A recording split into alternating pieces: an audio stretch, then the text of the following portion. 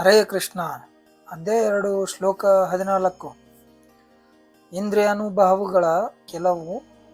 ಕುಂತಿಪುತ್ರನೇ, ಚಳಿಗಾಲ, ಬೇಸಿಗೆಗಾಲ ಸುಖ ದುಃಖ ಕೊಡುವಂತಹವು, ತೋರುವಂತಹವು, ಮರೆಯಾಗುವಂತಹವು, ಅಶಾಶ್ವತವಾದವು. ಅವೆಲ್ಲವನ್ನು ಸಹಿಸಿಕೊಳ್ಳಲು ಯತ್ನಿಸು.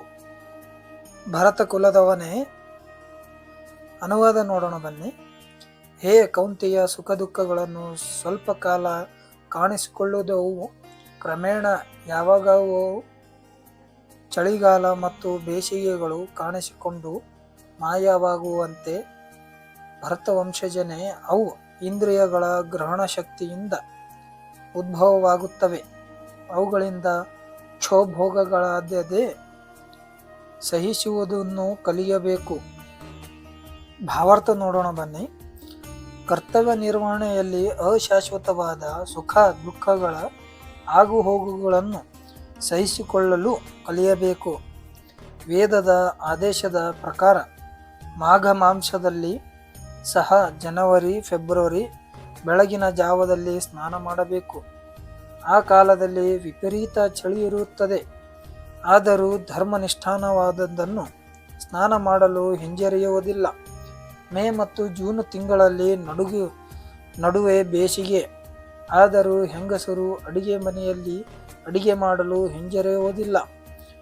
ಹವೈಹ್ಯ ಅನಾನುಕೂಲಗಳನ್ನು ಲಕ್ಷ್ಯ ಮಾಡದೆ ಮನುಷ್ಯನ ತನ್ನ ಕರ್ತವ್ಯವನ್ನು ಮಾಡಬೇಕು. ಹಾಗೆಯೇ ಯುದ್ಧ ಮಾಡುವುದು ಕ್ಷತ್ರಿಯನ ಧರ್ಮ. ಬಂಧುವಿನೊಡನೆ ಅಥವಾ ಮಿತ್ರರೊಡನೆ ಯುದ್ಧ ಮಾಡಬೇಕಾಗಿ ಬಂದರೂ ಕ್ಷತ್ರಿಯನು ತನ್ನ ನಿಯತ ಧರ್ಮದಿಂದ ದೂರವಾಗಿರಬಾರದು. ಜ್ಞಾನದ ಹಂತಕ್ಕೆ ಏರಲು ಮನುಷ್ಯನು ಧರ್ಮದ ನಿಯಮಗಳನ್ನು ಪಾಲಿಸಬೇಕು. ಏಕೆಂದರೆ ಜ್ಞಾನ ಮತ್ತು ಭಕ್ತಿಗಳಿಂದ ಮಾತ್ರ ಮನುಷ್ಯನ ಮಾಯೆಯೇ ಮುಷ್ಟಿಯಿಂದ ಪಾರಾಗಬಲ್ಲ. ಅರ್ಜುನನ ಸಂಬೋಧಿಸಿದವರು ಎರಡೂ ರೀತಿಗಳಲ್ಲಿ ಅರ್ಥವಾಗುತ್ತವು.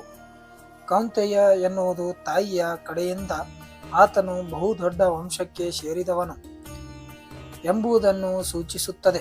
ಭಾರತದ ಎನ್ನುವುದು ತಂದೆಯ ವಂಶಜ ಹಿರಿಮೆಯನ್ನು ಸೂಚಿಸುತ್ತದೆ. ಎರಡೂ ಕಡೆಗಳಿಂದಲೂ ಅವನು ಬಹುದೊಡ್ಡ ಪರಂಪರೆಯೇ ಸೇರಿದವನು.